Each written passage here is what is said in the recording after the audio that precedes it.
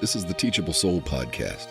Because we cannot possibly live long enough to make all the mistakes ourselves, let's take a few moments to learn from the mistakes of others.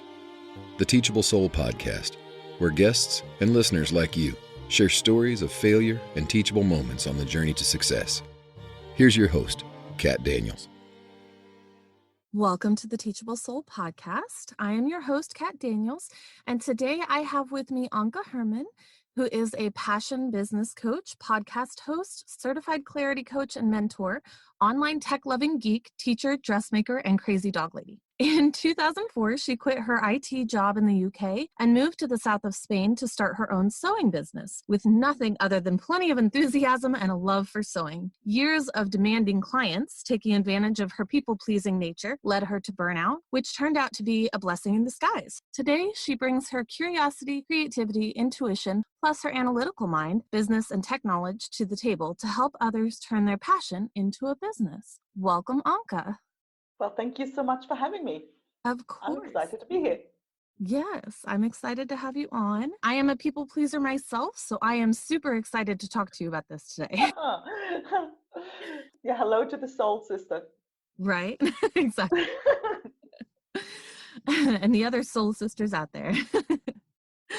So do you want to tell us a little bit about your transition from your IT, probably corporate-ish job in the UK and why you decided to move to Spain?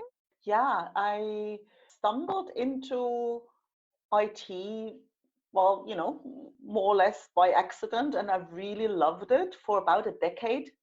And then things started to change a bit because all of a sudden, I was working in software development. So I'm a programmer, and so I love living in code and talking to clients and basically creating tools to make people's lives easier. So that was, what I was doing. And then the banks that would normally hire me started to give these kind of projects to outsourcing companies in India, wherever.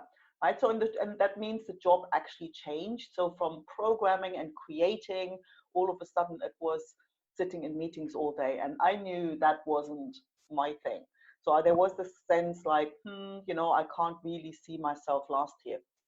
And the other element of it was a bucket list trip to Peru in 2001 or 2000. And I remember in this tiny little Andes village, there was a little village where their specialty was carving out little boxes out of pumpkins. And this little old man who'd carved out this box for me, explaining the story that he'd carved in there, all of a sudden he turns around and says, "¿Y tú qué haces?" And you, what do you do? And I'm like, holy, what am I going to say to him? Like I'm writing workflow applications for risk assessment algorithms. And I'm like, what? And there was this sense like, what am I doing with my life? And I kind of literally knew in that moment that I wasn't going to last much longer in the IT industry. Right. And so shortly after, I'd got hooked on studying Spanish. And so trips to Spain were kind of the logical thing to do. And on one of those trips, I came to Granada in the south of Spain, and I really had this strong sense of home, that sense like, boy, I'd love to live here. And so and I traveled quite a bit, as an IT contractor, you have a lot of free time and you can, be quite flexible. And so I traveled a lot, and I've been to a lot of places where I thought, oh, well, actually, I would quite like to come back here one day. But I'd never had that strong sense of, I don't want to go back home to London, and I don't want to leave. I want to stay here. And so I thought there's something, I don't want to ignore that. I don't want to look back 10, 20 years later thinking, oh, I wonder what life in Spain would have been like.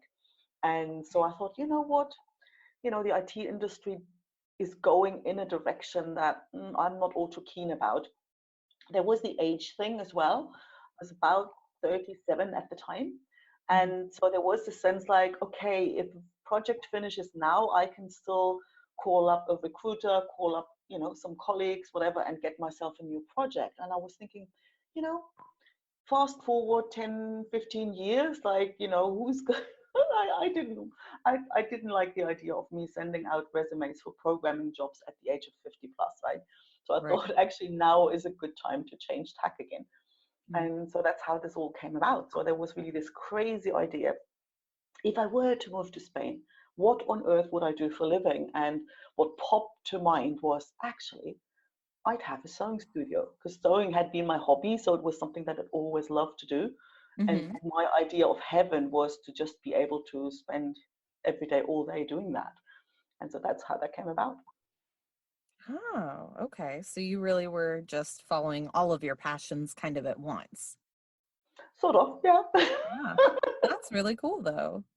I mean, it's, there's so many people who talk about following their passion and things like that and actually putting things in action to follow that are sometimes really Yes, hard because oftentimes, we build up this whole life where yeah, it's not necessarily fake, but it's definitely kind of cookie cutter and it's built because originally, I mean, this is how I did it. So on it yes. a little Oh, bit. I did until then, for sure. Yeah, Right. Yeah. It's most it's people do. built on like my parents' values, and the way I Yes, was raised and things like that. Uh, absolutely. yeah. And then you get to a certain point and you're like, but like this is cool and all, but this isn't what I want. Yeah. And is this really all there is to it? And and Exactly. and I think people often like, yeah, I remember actually a couple of years ago I spoke at a conference and I was, sharing the whole story and the people pleasing thing and whatever. And the one thing people came back to me like during the break and after the talk was, hang on a second, Mm. what like you just quit your job and moved to Spain? That was the part, and everybody would go, oh, I'd love to do that too. I'd love to move to Italy. I'd love to move here. I'd love to move there. And then there was always the Right. but I can't do this because of that, because of this, because of that. Hmm. And I always thought, and I didn't know anybody really in Spain, so it wasn't that I had the support network or the contacts or anything. Like I didn't have anything. Right. But I really thought, I mean, I guess it comes down to what do you fear more, right? Hmm. To to go for, whatever the passion, the dream is, and fall flat on your face, or to keep going how you're going, So, Right. and I actually always thought, I don't want to, like, for me, the idea of coming to the end of my life, as kind of dramatic as that sounds, and Right. the things that you never know, it might be like tomorrow and it might be in 40 years time, but like when I get to that point and look back, and the idea of having sort of squandered away my life, Hmm. don't like, and not having done what I felt drawn to doing, that for me felt much worse than the risk of, following that crazy idea and falling flat on my face. Because I thought, well, Absolutely. if it goes wrong, well, what's the worst thing that can happen? Right. Then it just goes wrong. Right. And I knew there was this thing that, going on a holiday somewhere is one thing, living there is another. And I didn't know whether I would like to live in Spain. I knew Hmm. I loved it for holidays, but then, the same thing that you like about it for a holiday might drive you crazy when you live there, but you Oh can't yeah. know until you actually do it. And so Hmm. I thought, well, I'd rather do it.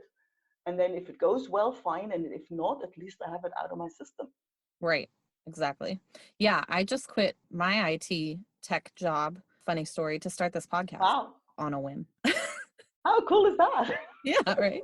And my deal is like, I did it because, if the worst of the worst happens, okay, and it's just really, really awful, I'm gonna learn that it's really, really awful. But I'm probably Yes, gonna, at least because this is something I really want to do right now, I'm at least gonna have fun and enjoy the time that I'm spending doing it versus absolutely. being completely miserable, honestly, in the like IT tech industry, position that I was in. Yeah, makes all the sense in the world to me. Right. So you quit your job in IT in the UK and up and moved to Spain, but you realized that, like, after having probably moved to Spain, you realized that some of your people pleasing ways was at least part of your burnout at the time, right? Absolutely. So Yeah. what made you realize that? Well, at the height of it all, we would have bumped into each other in the street, and you would have said, "Hey, how are you?" And I'd burst out into tears. Oh. Kind of Right. that. And it was funny because it was, that horrible story about throwing a frog into hot water, and it jumps out, and then Mm-hmm. throwing the frog into cold water, and then slowly warming up the water, and the frog won't notice. That's a bit what happened. That's why it took so long. And Right. if you ask my mom, like, she will tell you that I've always been kind of like, Mrs. Nice Girl, Mm-hmm. and always like having this people pleasing tendency that I wasn't really aware of. And my mom would say when I was 10, she said, you let your friends boss you around, and I never really felt taken advantage of or anything. Mm-hmm. And I never had a problem in the UK, in Australia where I lived, in Germany, like nowhere was that ever a problem, at Mm-hmm. least not for me, right? And then I came to Spain, and so I deal, especially specializing in flamenco dance costumes. So you deal with mostly Spanish clients, and and there was a bit of that naivety and innocence and ignorance about having my own business, Mm-hmm.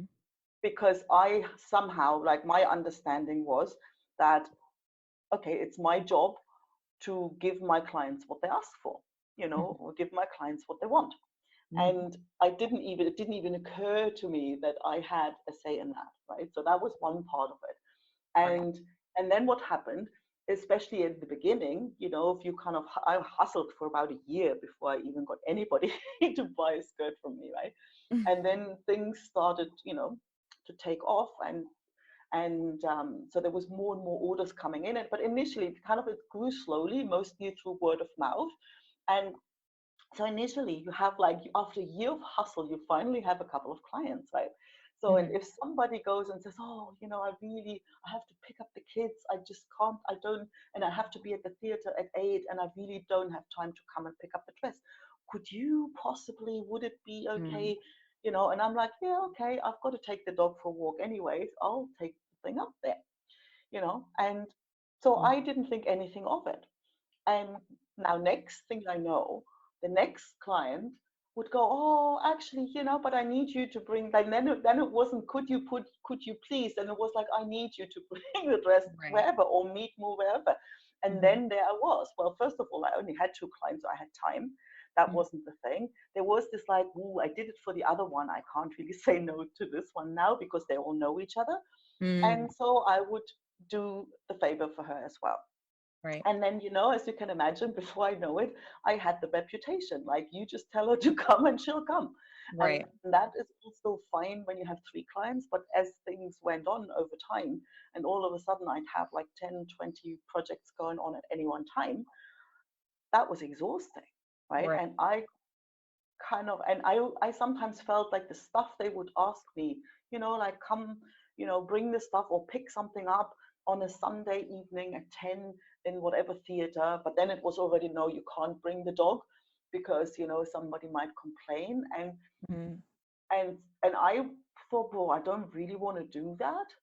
Right. And then my reaction was always, well, like, you shouldn't even ask me that. I shouldn't have, like, I kind of, the idea of saying no was like just brought up such a resistance Mm. and so much fear, because it's a small town, they all know each other, right? Right. So, and there was always this, if if it's about bringing a dress to the theater, if I don't go, she's got Mm-hmm. nothing to wear, so I mess up her performance, right? And the only Mm. thing people will remember is, oh, there was drama with the dressmaker, Right. and Exactly. nobody will remember, how that all came about.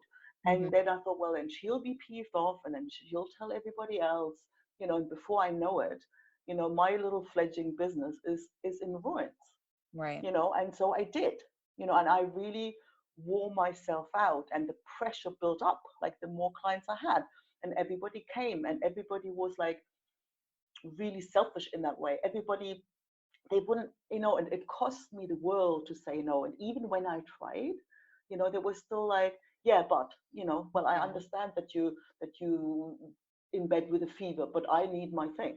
There Yeah. was really like, I have to go somewhere else. Well, they can wait. I need mine, so they wouldn't even make a no easy.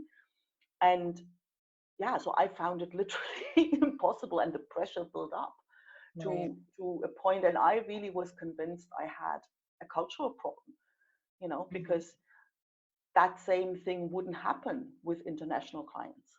There was this more sense of consideration, like it wouldn't occur to somebody from the UK or somebody from the States to say, well, I need this and I need it now, even Mhm. if it's a Sunday or whatever. And Right. yeah, and that built up slowly to this point where, I didn't even know where I was anymore. Yeah. Yeah. And when you get, it's kind of a slow progression like that. It Yeah, starts slow, but then you get like in so deep, it's hard. It's even harder at that point to absolutely. would have Yeah, been at the beginning, type thing. So yeah. I feel your pain there. Yeah. So what did you Mm. do? So what happened? Well, what happened? It really like blew up in a big. It came to this well climax in a sense, and which was probably at the time I thought it was like literally the worst moment of my life. Right. Of course. And Yeah. in hindsight, it was like, oh God, that was the gift I needed. We thought, Mhm. well, if you're so thick, then you need something that kind of harsh. And what happened, I had a project for a dance group, like a dance school, and it was about, I don't know, 30, 40, whatever outfits that had to be finished for a particular day. And it's usually really stressful and a lot of work and nights and whatever anyway. And Mhm. then they had like a couple of days before, turns out they were going to get some tops for whatever, because they don't, they have like more than one outfit for a performance. And so there was some top that they were going to buy, but then they couldn't find 8 identical tops in all the different sizes. And like 3 days before, all of a sudden, no, now you also have to make another 8 tops for these people, by the day after tomorrow.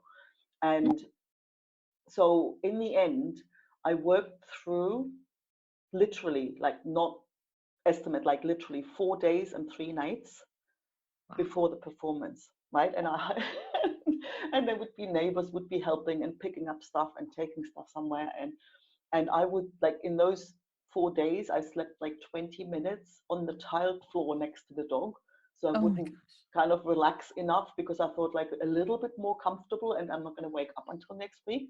And and then literally arriving at the theater like 10 minutes before the performance, and they're all dressed and whatever, and everybody had their dress on, and I was like and in the end the performance came and went, and there were two people who still owed me money, and they went on holiday, and in Oh. Spain it's like that was the end of June, they wouldn't be back until September and might not even resume the classes.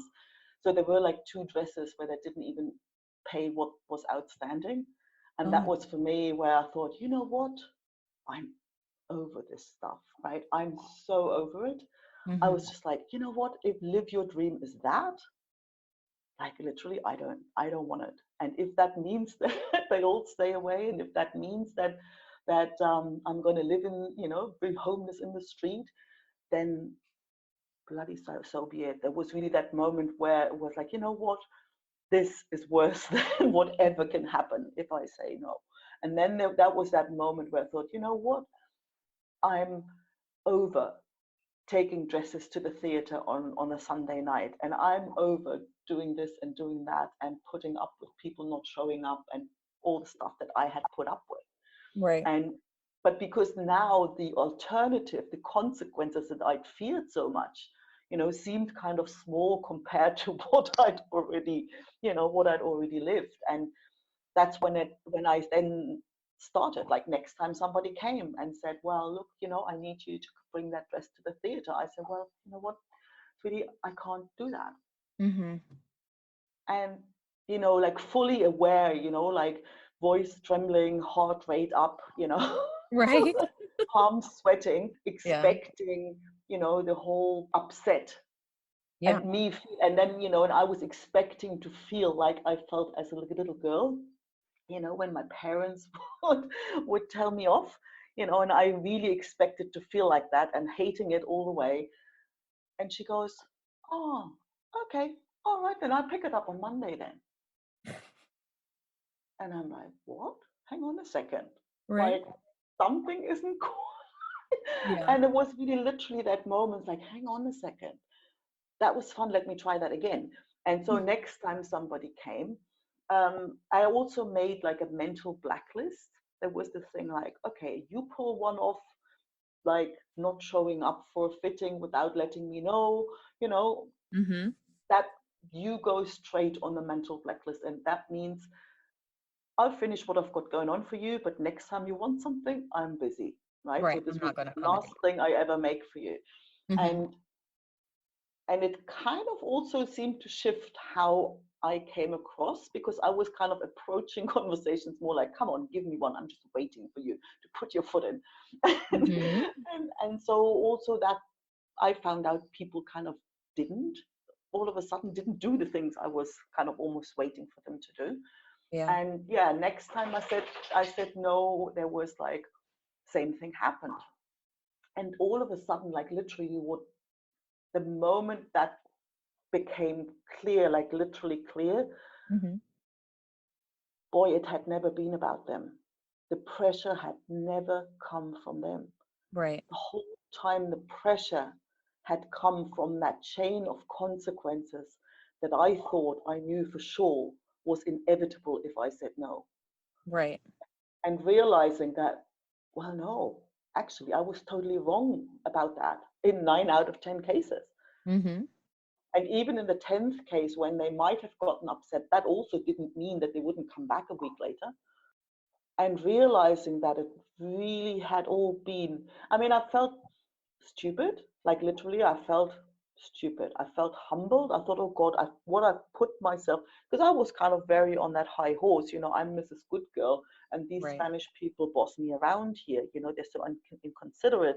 And I was very much on that self righteous victimhood high horse. And then all of a sudden I saw it. It was like, okay, culturally there are differences. People here are more straightforward in asking for what they want. But Mm-hmm. then I realized, well, they can also take a no, and they couldn't even imagine that, well, if you don't want to do it, just say so. And they couldn't even imagine how that could be a problem. So I realized, well, actually, it was just that whole story that I made up about what saying no would bring with it. And that really was like, oh boy, yeah, total game changer. Wow, that's awesome. And that's so like introspective of you to realize that it was totally you that had kind of built up what saying no would do in your own head. And it Yeah, wasn't really about you saying no. It was about what you thought was going to happen afterwards. You know? absolutely. Yeah. Yeah. I mean, that came years later. So I mean, I wasn't quick. I wasn't a quick learner, that's for sure. Well, as a people pleaser myself, I think that I have also since learned that it's okay to say no sometimes and that people aren't going to blow up at you if you say no. But I think personally that a lot of that, I mean, for me anyways, it comes from kind of my childhood. I mean, Yeah, I think everything that we do comes from our childhood. absolutely. But when I was a kid, if my parents would ask me to do something and I would try to say no, I would get berated and yelled at or they would get mad or whatever the case may be. Yes. But Same, that's same for me. because, yeah, but that's because, we're kids and there are parents and it's their job to kind of tell us, I'm a parent now myself, so I can understand a little bit more Yeah, now as an adult that it's their job to kind of tell us what to do. But at the same time, back being raised 20 years ago and 30 years ago and 40 years ago was a whole lot different than it is today, and we know a lot more than we did back then for sure. absolutely. And I mean, I've thought about that as well, because people who know me would usually say, that I'm outgoing and confident, like nobody would think, Hmm. that I have this thing going on. And then thinking about where that would, yeah, like, where could that possibly come from? And I'm like, well, actually, it's pretty easy to trace, just like you said, Yeah. I, because when I was like little, until I was 3, well, what happened was my dad was only like 21 when I was born. So he wasn't even finished with uni or anything. And so mum had to go back to work, Mm-hmm. which means, my grandparents took care of me. Right. And now at the age of 3, I was then, okay, you're old enough now to go to kindergarten. So that means that's when I basically started to live with my parents. And for me, it was like, as if you take a kid away from their mom. Yeah. It was like, what's going on here? And so there was this sense like nothing is unconditional. Like nothing is safe in that sense, you Security. know. Mhm. And so there was like my way to kind of make sure I won't get sent away again, you know, Yeah. was a bit like, yeah, better be the good girl, you know, better do and exceed the like, you know, meet and exceed the expectations. You know, Yeah. that was me, you know, always really excelling at school, you know, never doing anything. Like I was like really literally Mrs. Good Girl to quite a degree. Like my Mhm. rebellious nature sort of has come out much later, Mm. and the more adventurous part, like all of that, more courageous, more adventurous. Like I get worse with age. You know, you don't even want to know what I'm going to be up to at 80. Right.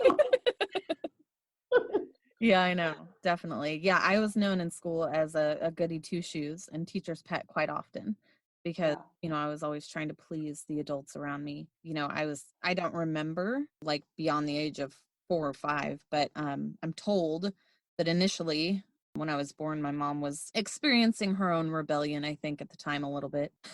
But by the time I was like 5 or 6, she kind of got her stuff together. And so I know that these things that I don't remember affect me, but unfortunately, because I don't know about them all or don't remember them all, I don't yeah, really understand 100% how or why they affect me. You know what I mean? And I think that's one of the hardest parts is trying to figure out something that happened to you that you don't know about or don't remember. And that still blows my mind a little bit, but yeah. It's so true.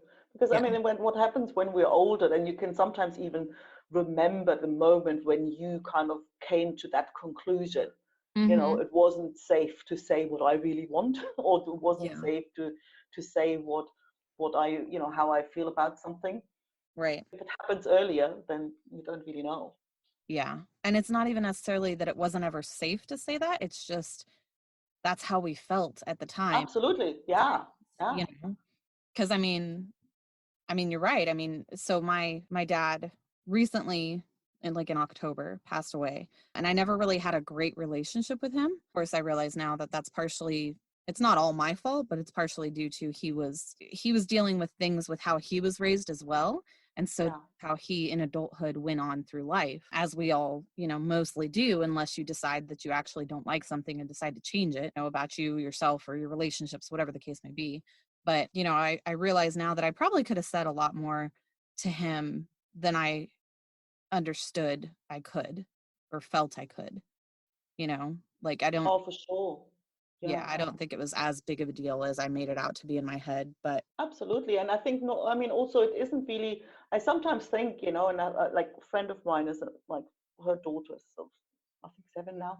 And so there's always this, oh, maybe what I said to her, what led to her thinking, like, you can't influence her. Like the same incident or the same moment that had me think, oh, there is no such thing as unconditional love or safety in a, you know, relationship. Anybody can kind of pull you out somewhere, or somebody else will interpret that totally differently, oh you yeah. know, and react, you know, build a different story, and you know, maybe as a result of that turns out to be rebellious, or to do something, go on strike and not do well at school at all, for example. You know, I think Mm, there's really no way. All you could do is the best you can, and you can't control how somebody else interprets a situation that happens. yeah, absolutely. You can only control what you do and say and think, but yep. I mean, not even that. You can't even, you know, like try and not think of the pink elephant. Like you can't even control that. But if you kind of, I find if you see that it's basically a lot of steam made up Hmm. in your own mind, then it loses a lot of the impact. Yeah, definitely. I find that the most helpful thing I do for myself is to just try to view things from different perspectives at all times. Like realize that my perspective is not the only perspective that could lead to, like, there are different perspectives that could lead to different outcomes. And so Absolutely. trying to think of different perspectives and different outcomes instead of just the one thing, and definitely not trying to focus on just one outcome, and realizing, that there are multiple outcomes to any scenario.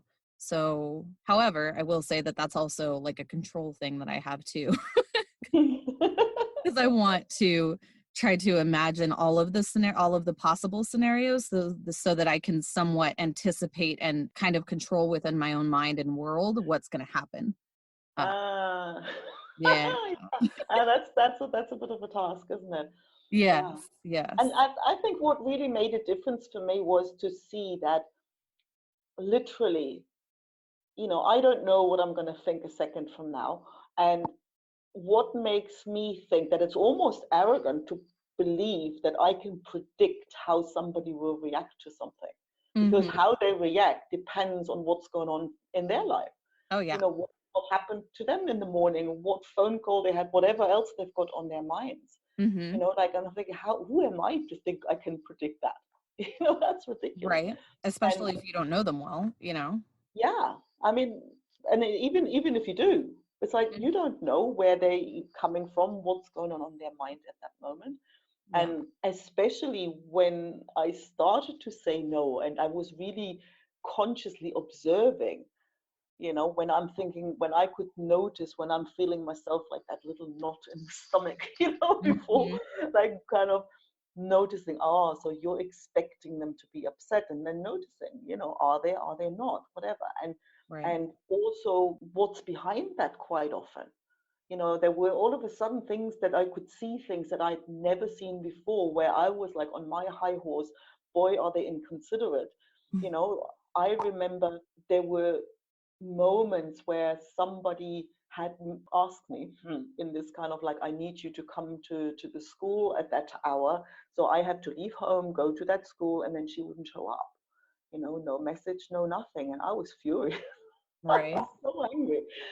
Turns out when I then got hold of her, turns out that her dad had like a heart attack during the night. And she was like in emergency care. They were like all, and so that bloody dress was the last thing on her mind. And she had actually left a message somewhere on an answering machine or something in the middle of the night. I had kind of not seen that.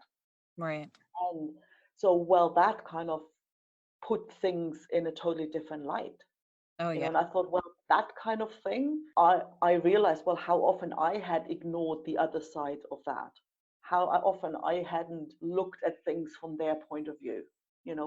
Where for me, this dress is all I work on, and this is, what my business is about. But for them, it's just one more thing to take care of, and so that also kind of put me in my place a bit. Right. And there was a lot more room for compassion and empathy to see, well, actually, yeah, everybody does what makes sense to them given how they understand the world and what's going on for them. Yep, absolutely. Yeah, I kind of figured out how to say no, and so like in your situation, I also figured out that I should say no because I was saying yes to too many different things. And part of that, part of the people pleasing thing is that I like to help others, but I have since realized that sometimes I like to help people almost to a fault, which I didn't ever think would be a thing, but it's totally a thing.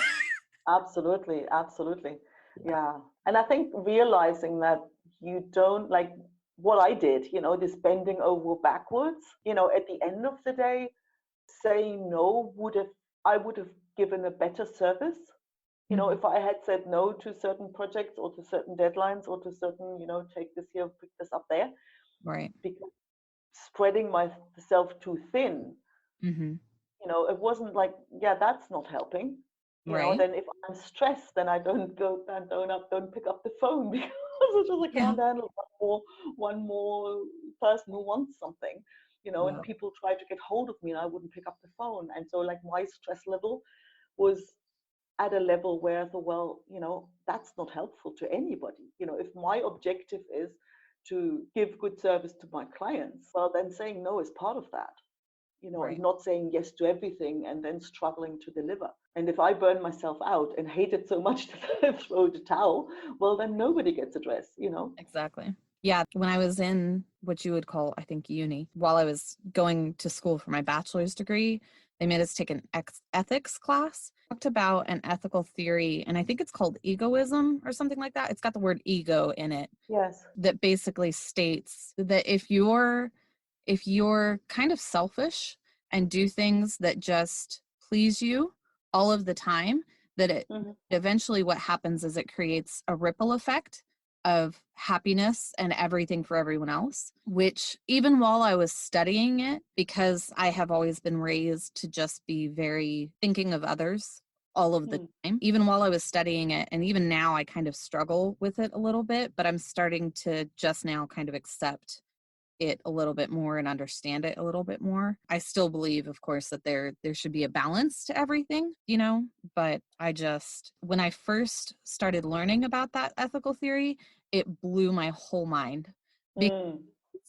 Because I find, I mean, even my husband, we've been married for, it'll be 11 years, but my husband and I are complete opposites in everything that we do.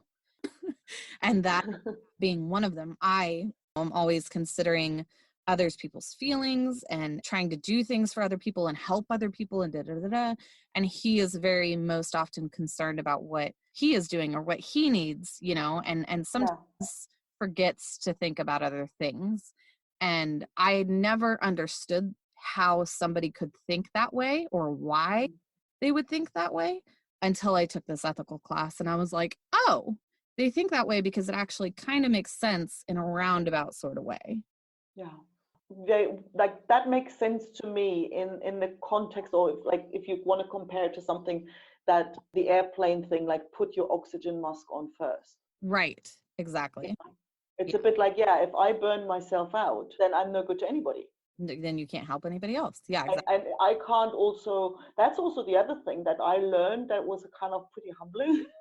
Yeah. Oops, that I really kind of got me off my good girl horse. There was this sense of, I really always felt a lot of resentment. I hate saying no, and they shouldn't make me say no. Like, I shouldn't have to say no to this because they shouldn't even ask for it. Mhm. That was always my thing.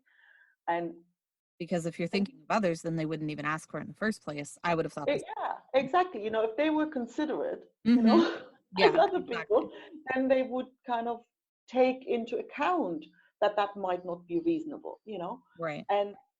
And then I thought, well, I can't really make my well-being somebody else's problem.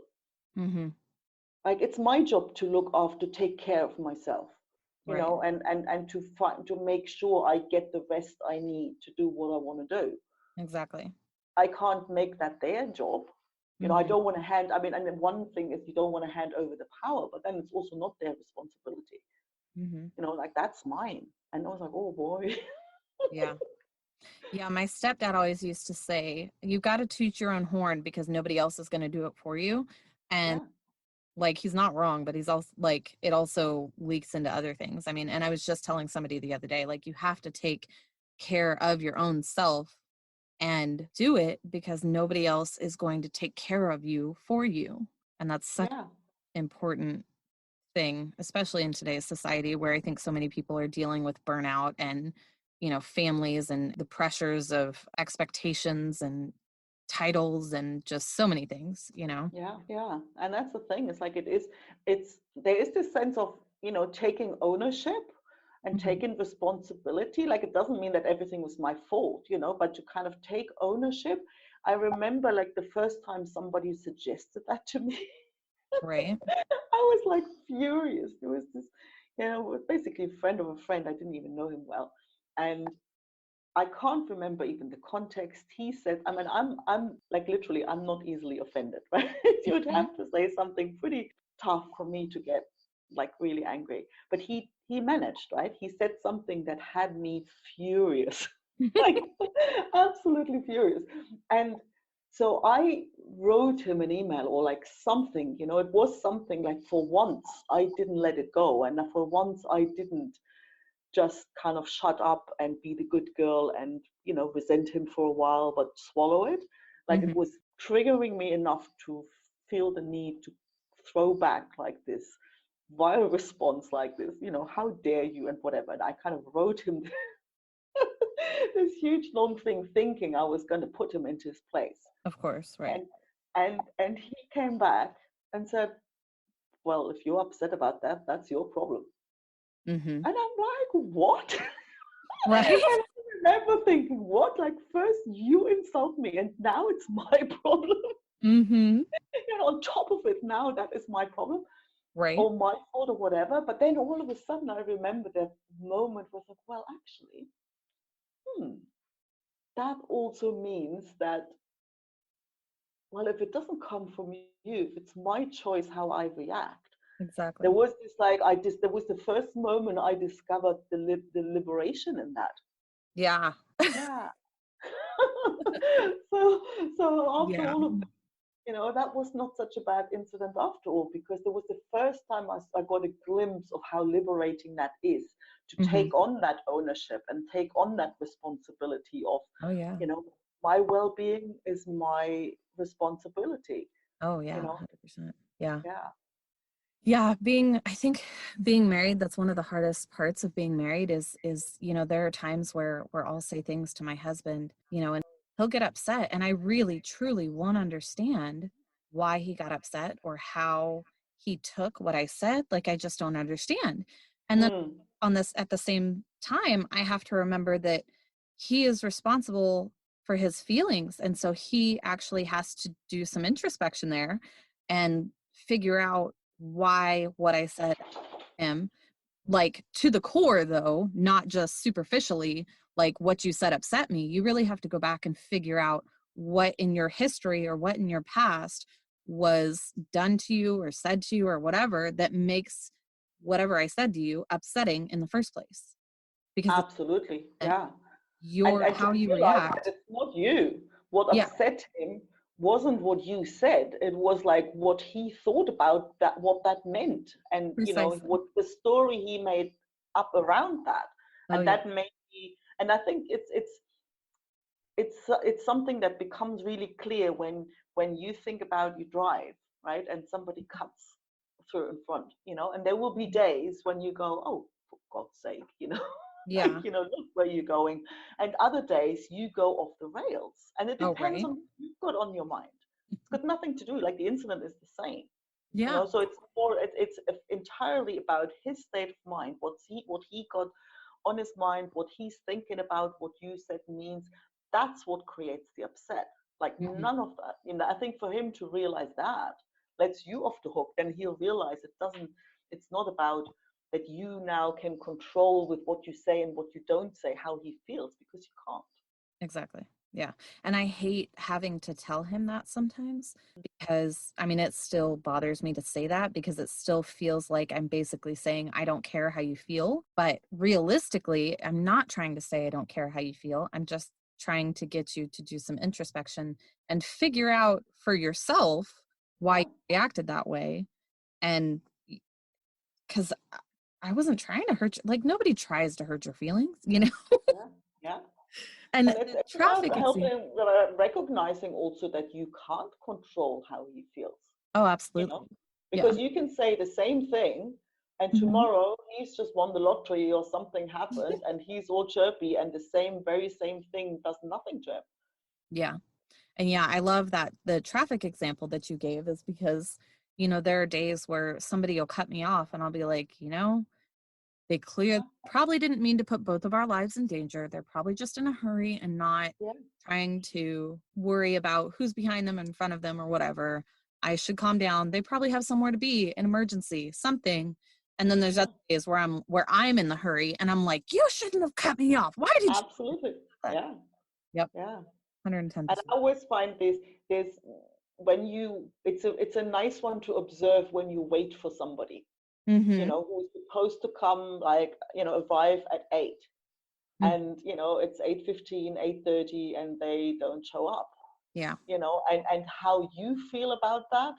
Like, you can watch yourself. It's like, hmm, especially when you imagine when you're like young and you're dating, Mm-hmm. and your date doesn't show up, and Mm-hmm. then you try and call and the phone is off, and Yep. initially it's like, oh, maybe he got stuck in traffic, Right. then it's like, maybe there was an accident, then you're all worried, then you think, oh, maybe he's forgotten, oh, he doesn't care about me, Uh-huh. you go down that Exactly. rabbit hole. You can go through the entire, range of Gambit. emotions depending on what you imagine that Mm-hmm. absence to mean, you Yep. know Absolutely.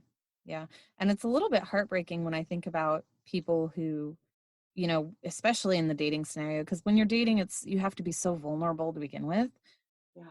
And so it breaks my heart to think about somebody sitting at a restaurant and thinking that it has anything to do with them, because it doesn't at all, most likely. And even if the other person calls you later and is like, oh, I'm never going to date you again because you're crazy and this and that and whatever the case may be, Yeah. it's still their reaction to you has more to do with them than it ever had to do with you. Yeah, absolutely. Yeah. But that is a Yeah. hard lesson to learn. And I wish I had, I mean, like that's the kind of stuff where you think, boy, I wish, I'd been a little bit more clued on when right? I was I a know. teenager. Oh yeah, because especially when you're a There's a lot teenager, of your stuff. emotions are all over the place anyways, and there's Yeah. oh man, yeah. Like I hope that there are younger, like teenagers or 20 somethings listening to this, because girl or man. Yeah. Yeah. It's actually all a lot simpler than it looks. Yes, just always think of everybody's reaction as their own, and it has nothing to do with you, because it doesn't. Yeah. So go forward with that knowledge. Great thing. Wow. So do you still have your dress shop? And no, I still have my sewing machines and all of that. Right. But yeah, it's professionally, it's not on the cards anymore. No. Yeah. So now you're just a passion coach that teaches people to follow their Yeah. passion and move to Spain if they feel like, right? Well, not necessary to Spain. You don't have to move to Spain, but it is like in my ideal world, everybody does work they're passionate about, Mm-hmm. and that for many people might be a job, but then the people I support are the ones who want to start their own business Mm-hmm. to do that. Right. And it's quite often creative businesses, but then like also quite a lot of healers, or sometimes people are like on this mission, to bring out a message that they're really passionate about, usually based on some personal experience and stuff like that. And because the thing is, like, what I threw myself in the sewing business with this blissful ignorance, that was Mm-hmm. a blessing in a lot of ways, Oh yeah. but we're not brought up to run our own business. They're challenges that you usually expect, but then, like for me, the people pleasing one, that was like, boy, that really came from like, Right. from behind. Like I didn't expect that at all. And I think most of the time, it's really nothing is more a journey of personal growth, a crash course in personal growth, than trying to build your own business, because all your stuff comes up. Like if you have things going on, like, oh, I'd rather be a good person than make a lot of money. Well, go try and charge your clients, Mm-hmm. If you think, well, no, I'm not good enough, you go try create anything, because you never think anything's good enough, so you never put anything out. And so anything that you've got going on will show up in Mm-hmm. that business in this totally ruthless manner. And there's a lot of quick fix temptation offers out there that kind of shape people's expectations, Yeah. so it's like there's a lot of traps that people can fall into, where the dream of having your own business turns into this utter nightmare. Oh yeah. And so I'm really on that mission to help people make it happen without going crazy in the process. And sometimes it's flattening the learning curve, if it's on, like a lot of people struggle with this whole online tech thing, like, oh, how do I take payments and websites and this and that, and Mm-hmm. and MailChimp and whatever. And for me, all that stuff's easy. So it's like, flattening the learning curve and then helping them through those challenges.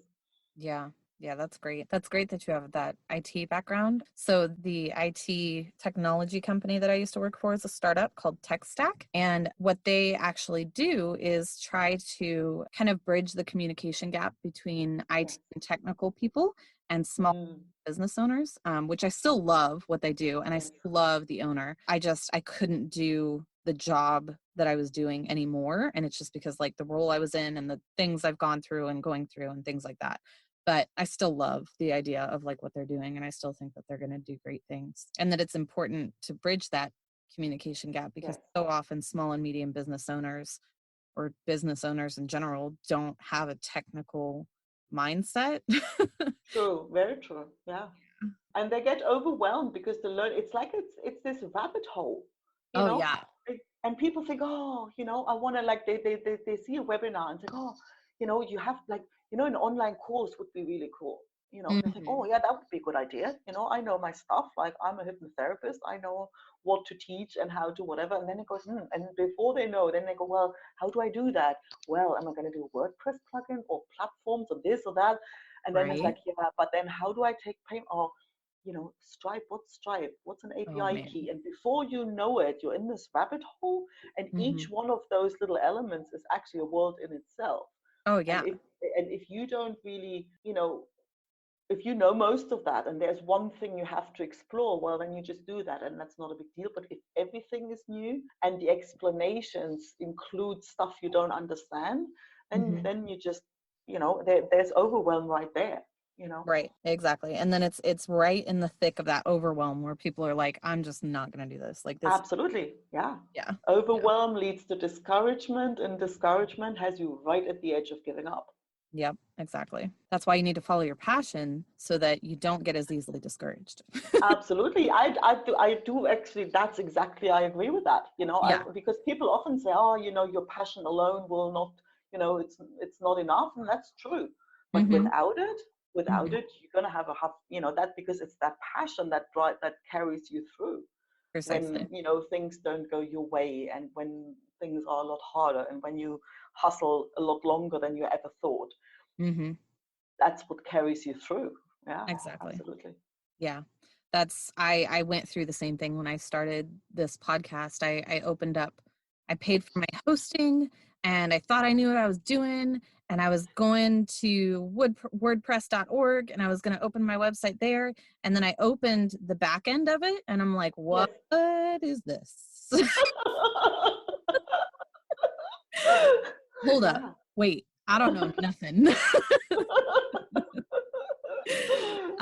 Luckily I have a friend who's willing to help me with that and she is amazing and I love her and I will forever be in her debt because that was gonna be the only thing that held me back. but, Yeah. but Yeah. I'm like, no, I don't care. It doesn't matter what the website looks like at this point. I'm doing everything for free anyway. It's fine. This will be fine. This is fine. Yeah. But And that's the thing. It's the main thing to get it out, and then yes, it's never like done and set. It's always, and I think that's also something where a lot of people fall into that trap of, I need to get it right, and there's absolutely. always like, what the heck is right anyway? And then as if it's somehow final, like Right. whatever you put out, it evolves, Yes, and you go, well, and like it's kind of what you come up with now, but like next month that might change, and then you change exactly. it, so there's no big deal. Right. Yep. Exactly. Yeah. Cause like I have the colors that I've chosen right now are like this tealish, mintish color that's mixed with purple. And those are definitely Mm. staying because I'm realizing that both the teal and the purple are really hard to put on backgrounds to things. Ah, Uh, yeah. yeah. But I love them right now. And like as a ombre type thing, they work well, but Mm. separately, they're not so great. Yeah. But I mean, that's the stuff you learn, and you only learn that once you actually step out and put something out there. That's when you Mhm. learn these things. You can't make that up in your mind. Precisely. Yep. But you have to Yeah, do in order to get it done. And yeah, done is definitely better than not done at all. absolutely. That's for sure. Yeah. Right. Well, thank you so much for meeting with me again. But do you have like a website or anything that people can go to if they want to learn more about your coaching? Absolutely. It's ankeherrmann.com, ANKEHERRMANN, or passionbusinesspodcast.com takes you to the same place. Passion Business Podcast. All right. Well, there will be a coinciding blog post and I'll put those links up with it and everything. Hopefully, as long as I can get the website up, like I said. And If not, let me know. right. I will. Thank you. Well, thank you so much. That was a lot of fun. Yes, thank you as well. You have a wonderful day. You too. Thanks so much. Bye Uh-huh. bye. Bye-bye.